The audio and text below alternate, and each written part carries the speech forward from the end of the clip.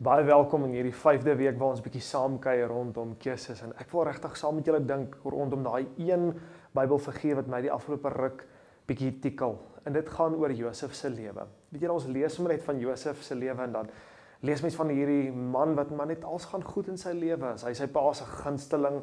Hy is die kind wat al die eer kry. En dan gee die lewe hom 'n paar toffies. Hy land in die put. Sy boeties verkoop hom as 'n slaaf. Hy probeer net as slaaf net goed doen. Dan is dit die ou wulpsige Potifar se vrou wat vir hom gryp daarso en sê maar dit was hy inderdaad gewees wat haar eintlik wil verlei het of seksueel getuister het.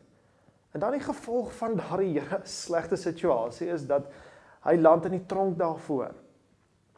En dan ook in die tronk sien ons dat hy maar net getrou bly en kies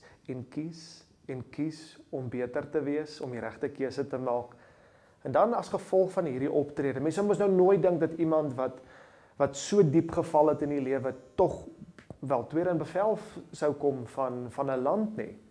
En dit was alles te doen oor dat God 'n plan gehad het en God vir hom keuses gegee het.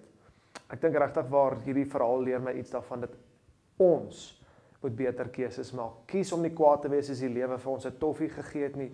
Kies om beter mense te wees. Kies om altyd God eerste op te stel, want God beloon sulke keuses. Mag God jou keuses regtig seën en vir ons die krag gee om beter keuses te maak.